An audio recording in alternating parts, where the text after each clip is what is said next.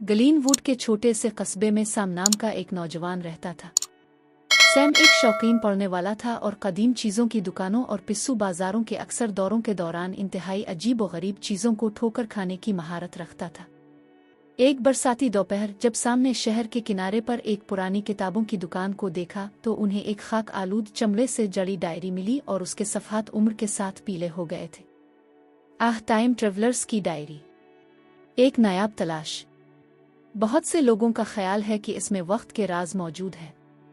हैरान होकर सैम ने डायरी खरीदी और उसके मुंदरजात को जाने के लिए जल्दी से घर पहुंचा। वो अपने सोने के कमरे की खिड़की के पास बैठ गया। बारिश शीशे पर नरमी से टपक रही थी और डायरी को इसके पहले सफ़े पर खोला।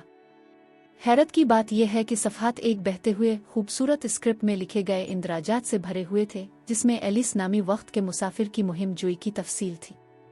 एलिस ने डायरी को सैम की तरह ही दरियाफ्त किया था और उसने वक्त के साथ साथ अपने नाकाबिल यकीन सफ़र की दस्तावेज़ भी की थी।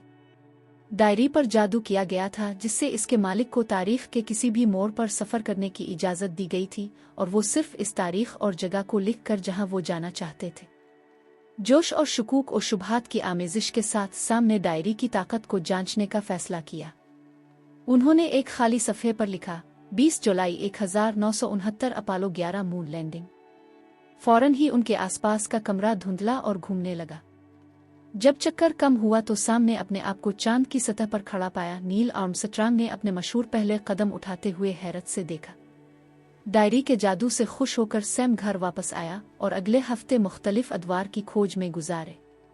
उन्होंने चीन की अजीम दीवार की तामीर का मुशाहिदा किया, कुरून वस्ता के इंग्लैंड में एक शाही ज़ियाफ़त में शिरकत की और यहाँ तक कि प्रागैतिहासिक माजी में डायनासोर के दरमियान चहलकदमी की। ताहम डायरी में महज मुहिम जोई से ज़्यादा कुछ था। एक शाम जब सैम दूसरे सफ़र के लिए तैयार हुआ तो उन्होंने एक अजीब व गरीब इंदराज देखा। इंदराज में लिखा था, 25 दिसंबर 1888 जैक दी रैपर का फाइनल विक्टिम। सैम की रीढ़ की हड्डी में सर्दी की लहर दौड़ गई। खतरे के बावजूद डायरी में तारीख और जगह लिखी और उन्हें फौरी तौर पर विक्टोरियन लंदन की धुंधली गलियों में पहुंचा दिया गया। हुआ तनाव के साथ मोटी थी और गैस के लैंप मोची के पत्थरों पर खौफनाक साए डाल रहे थे। जैसे ही सैम ने घूमती हुई गलियों में गश्त किया, उन्हें एहसास हुआ कि वो अकेले नहीं हैं। तारीख सायादार शख्सियतें उनके विजन के दायरे में मुंतकिल हो गईं। मायूसी से सैम ने फरार होने की कोशिश की। बस जब ऐसा लगता था कि सारी उम्मीद खत्म हो गई है, एक लंबी बहती हुई चादर में एक औरत, ये एलिस था। अपने हाथ की लहर के साथ एलिस ने उनके अर्द गिर्द एक हिफाजती रुकावट डाली। इसने खबरदार किया, डायरी की ताकत को हल्का नहीं लेना चाहिए। हर सफ़र में वक्त के ताने बाने को खोलने का खतरा होता है। शुक्रगुजार और लरसते हुए सैम ने एलिस के मशवरे पर अमल किया।